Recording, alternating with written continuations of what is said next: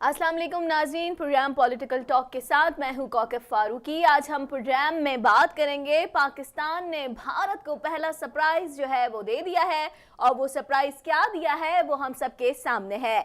वजीर आजम नरेंद्र मोदी पिछले 2 हफ्तों से पाकिस्तान के खिलाफ बयान दाग रहा था और पुलवामा वाक़ये की आड़ में जंग की धमकियां भी दी जा रही थी और कहा था कि हम बदला लेंगे, जिसके नतीजे में भारत के मिराज तैयारे हमारी फिजाई हुदूद में दाखिल हुए और पेलोड ऑफ करके वापस जो है वो भाग निकले, जिस पर वजीर आजम इमरान खान ने भारत को उसका जवाब होश के नाखून लेने को कहा और पुलवामा की तर्ज के ड्रामे बंद करने और बैठकर बातचीत करने को कहा। लेकिन भारतीय जारियत जो है वो जारी है और हम सबके सामने है। नरेंद्र मोदी की जो हरकत है वो हम सबके सामने नजर आ रही हैं और आज सुबह भारत के जंगी तैयारों ने हमारी फजाई हुदूद की खिलाफ वर्जी की। हमारी पीएफ ने 2 तैयारे मार गिराए और एक पायलट भी जो है इस नतीजे में गिरफ्तार हो चुका है। इसी तमाम तरह सूरत हाल पर बात करने के लिए हमारे साथ प्रोग्राम में मौजूद हैं डिफेंस एनालिस्ट हैं अदीब सफ़ी साहब, कैप्टन है रिटायर्ड।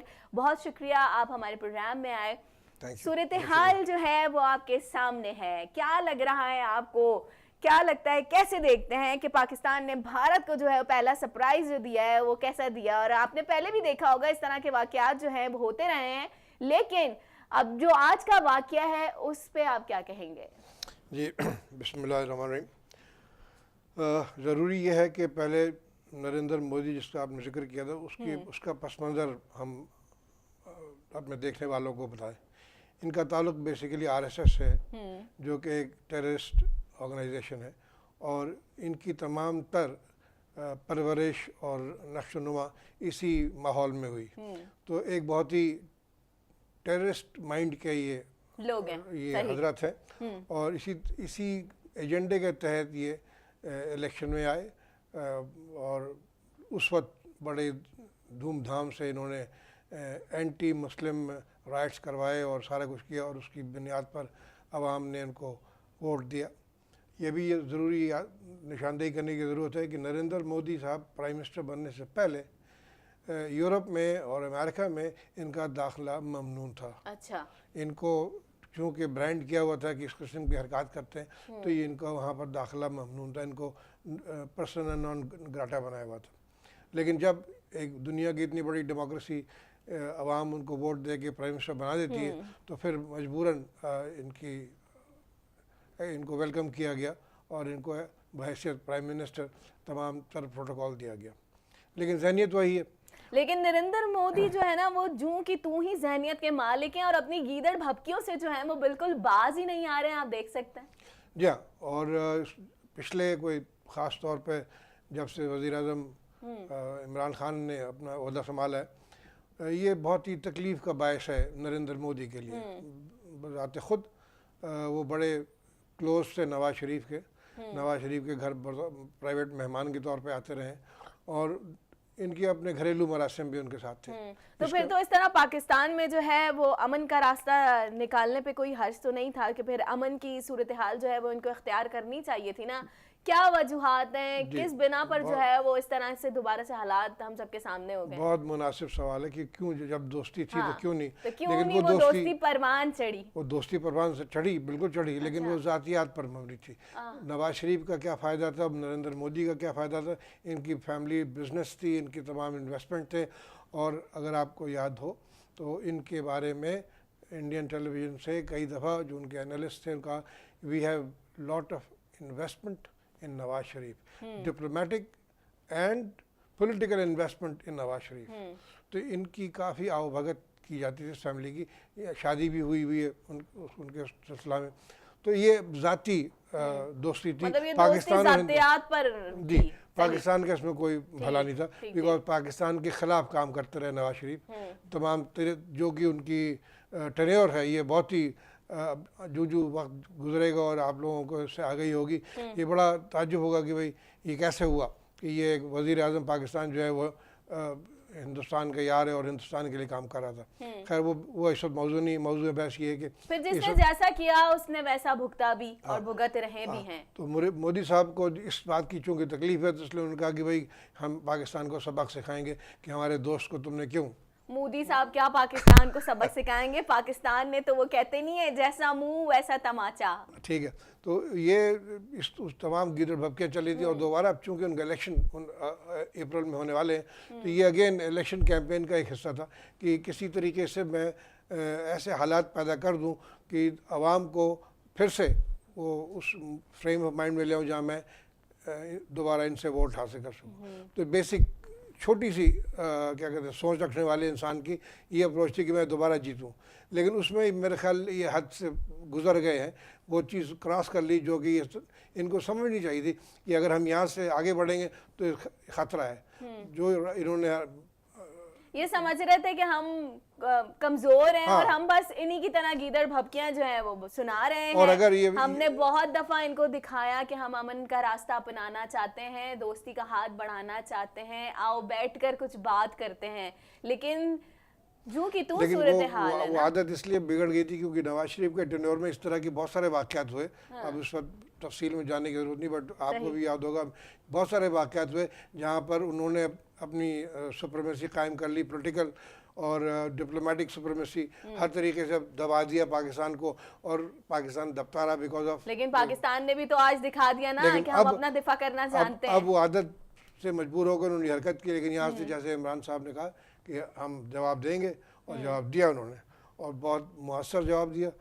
मेरा ख्याल है इस जवाब के मिलने के बाद अगर थोड़ी भी सेंस है उनमें, तो इसके आगे मज़ीद कोई कार्रवाई नहीं करेंगे, और जो उनको बुखार चढ़ा है जंग का वो मेरे ख्याल तो उतर जाएगा इस डोज के बाद, वरना इस डोज के बाद भी अगर कोई ज़रूरत पड़ती है तो फिर बहुत ही। वैसे पाकिस्तान ने ईंट का जवाब मिसाइल से दिया है, बहुत मुनासिब जवाब दिया, सलूट है, बहुत मुनासिब जवाब दिया, ख़ास तौर पर और दिन की रोशनी में, तारीकी में नहीं दिया, अंधेरे में नहीं दिया। इंडिया ने तो अंधेरे में सोचा था कि चलो हम कुछ कर लेंगे गेम, डर के उन्होंने वो किया, लेकिन पाकिस्तान ने जो है दिन की रोशनी में आप सबके सामने ही है। और कल तक जो गीदड़ भपकियां थी और जो बहुत शोर हो रहा था, ये हो रहा था, और सूरत हाल जब इनको एक कस के चमाटा पड़ा है तो सूरत हाल सबके सामने आ गई। और मेरे ख्याल यही मैंने कहा कि अब तो हल्का तो मच गया होगा। बिल्कुल, वहाँ पर इस वक्त काफ़ी परेशानी है, और आपने इंट्रो में कहा जो पायलट, एक नहीं 2 पायलट गिरफ्तार हैं, एक ज़ख्मी है जो CMH में ज़ेर इलाज है, और एक ठीक था जिसकी आपने क्लिपिंग देखी। तो 2 पायलट्स आपके पास मौजूद हैं, जहाज़ का मलबा मौजूद है। अब क्या लगता है इन पायलट्स के साथ कैसा बर्ताव किया जाएगा? देखिए मेरा ख्याल है पायलट्स के साथ तो कोई ज़ाती दुश्मनी तो है नहीं, उनको तो वही जो जिनेवा कन्वेंशन के तहत उनको ट्रीटमेंट मिलेगा, और जैसे ऑफिसर्स के उसमें उनके पास से कुछ चीज़ें भी बरामद हुई हैं, हमने प्रेस ब्रीफिंग में भी देखा। वो तो चीज़ें नॉर्मल होती हैं हर एक के पास, तो इसलिए मैं नहीं समझता उनको कोई ज़ाती तौर पे कोई नुकसान पहुंचेगा। दे विल बी ऑल, उनको जो अस्पताल में CMH में उनको पूरा तिब्बी इमदाद मिलेगी, और उनको सेहतयाबी की तरफ ले जाएंगे। हमने यही देखा है, भारत ने हमेशा कश्मीर की आवाज़ जो है वो दबाने की कोशिश की है, तो इस पे क्या कहेंगे? ये बहुत देरीना प्रॉब्लम है, और ये नेहरू साहब के ज़माने से, जबकि उन्होंने खुद वादा किया था, और इसकी एक करारदाद भी मौजूद है UN की कि इनको हक़ खुद इरादी दी जाएगी।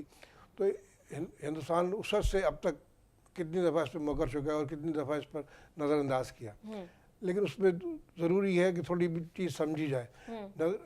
जो यूनाइटेड नेशंस है और जो बड़ी ताकतें हैं, हिंदुस्तान को एक बड़ी डेमोक्रेसी की हैसियत से देखती थी, उनके अपने बिजनेस इंटरेस्ट देखती थी, उनके अपने ज़ाती जो मुल्कों के जो इंटरेस्ट हैं उसके हिसाब से ट्रीट किया गया। और कोई और मुल्क इस तरह की यूनाइटेड नेशंस की रेजोल्यूशंस को ना माने तो उसके खिलाफ कार्रवाई की जाती थी। इंडिया ने अपने डिप्लोमेटिक जो मनूवर है वह सही किया, और उनको उस तरह का प्रेशराइजेशन नहीं मिली, हालांकि उनको मिलनी चाहिए थी लेकिन नहीं मिली, और अभी भी वो चीज़ आपके ख्याल में भारत के जंगी जुनून का क्या नतीजा साबित होगा? मैंने भी पहले जैसे कहा कि ये कोई प्रॉब्लम नहीं है, इसके बाद उनको जुनून उतर जाना चाहिए। ये जो थोड़ा सा मेडिसिन मिली है उनको, इससे तबीयत, मुझे नहीं लगता कि अभी उनका जुनून उतरेगा इतनी आसानी से, उनको दोबारा एक और डोज की जरूरत पड़ेगी। अगर वो वही मैं कहूँ, ये बहुत ज़रूरी बात आपने की, अगर इस थ्रेशोल्ड, इस लेवल को बढ़ाया जाता है, इसके बाद भी कोई एक्शन होता है, तो फिर मैं समझता हूँ it will be a point of no return, कि उसके फिर आगे ही चली जाएगी, बात फिर पलटेगी तो नहीं। मुंह तोड़ जवाब दिया जाएगा, अभी तो हल्का सा तमाचा अभी पड़ा है। जैसे कहा ना, अबाउट 60% आर्मी की डिप्लॉयमेंट हो गई है, air force completely deployed ready, navy जो है डिप्लॉयमेंट पे जा चुकी है, तो इस सारी पूरा प्लान जो है गेम सेट हो चुका है। अब इसके आगे सिर्फ एक ही चीज़ होती है कि आप होश के नाखून लें और रुक जाएं, बात करें। लेकिन टेढ़ी कौम है ना, सीधी तरह मानने वाली नहीं है। अच्छा, सारी दुनिया की नज़रें भारत और पाकिस्तान पर मरकूज हैं। आलमी ताकतें इस मसले को किस तरह सॉल्व करेंगी, किस तरह देख रही हैं आपके ख्याल में? बहुत मुनासिब सवाल है ये भी।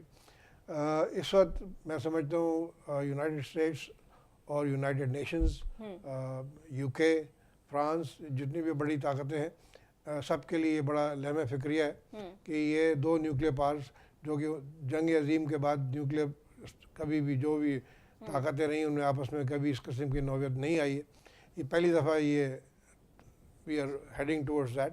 तो उनके लिए सोचने का मकाम है, और मैं समझता हूँ कि कोई ना कोई इंटरवेंशन आएगा। ये भी एक बहुत कि ऑलरेडी यूनाइटेड स्टेट्स का स्टेटमेंट आया है, उनके जो फॉरेन सेक्रेटरी हैं पॉम्पियो, उन्होंने कहा दोनों के लिए कि ठंडा करें, बहुत ज़्यादा गर्मी नहीं होनी चाहिए। तो अभी इस तरह के मैसेजेस आ रहे हैं, और ट्वीट भी हम देख रहे हैं, काफ़ी ट्वीट्स भी आ रहे हैं, और बिहाइंड द सीन डिप्लोमेसी भी चल रही है, कंट्री टू कंट्री बात हो रही है। लेकिन दो चीज़ें बड़ी इंपॉर्टेंट हुई है सर। पाकिस्तान ने इस वक्त बहुत ही सब्र और तहम्मुल के साथ स्टेप उठाया है, लेकिन इस स्टेप उठाने से पहले तमाम अपने दोस्त ममालिक, China, Saudi Arabia, UAE, Turkey, इन तमाम लोगों को आपने एतमाद में लिया, इनको बताया कि देखिए क्या हो रहा है। इनके सफ़ीरों से यहाँ बातचीत हुई ताकि उनको ये बताया जाए कि देखो हम क्यों मजबूर हो गए। देख रही है क्या हो रहा है, क्या कुछ चल रहा है, पूरी दुनिया देख रही है, सबके सामने है। मोदी ने अपनी कौम से झूठ बोला और लोग पीछे पड़ गए कि सबूत दो, सबूत दो, सबूत दो, जिसके जवाब में पाकिस्तान ने जो एक्शन लिया उसकी वीडियो तो हम सबके सामने है और पूरी दुनिया में देखी गई है इसकी वीडियो। तो वही ये जो इमरान साहब ने भी कहा था कि पुलवामा के हवाले से बात करते हुए कि अगर आप समझते हैं कि इसमें कोई हमारी शरारत है, आप हमें सबूत दें, हमें इंडिकेटर दें। मैं आपसे वादा करता हूँ कि इंडिया के पास कोई सबूत होगा तो वो देगा ना, झूठ के सिवा कुछ भी नहीं है। मजीद भी गुफ्तगू का अदीब साहब सिलसिला जारी रहेगा। प्रोग्राम में वक्त हुआ एक शॉर्ट ब्रेक का।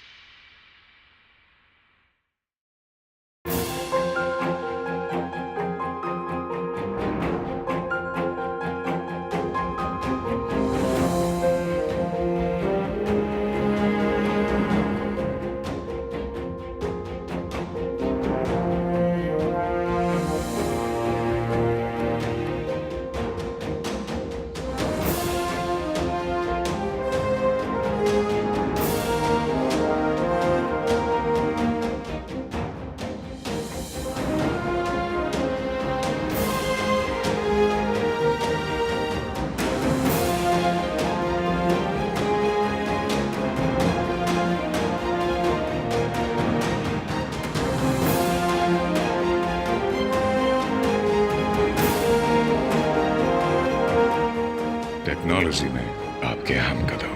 नेशनल बैंक ऑफ पाकिस्तान, कौम का अपना बैंक।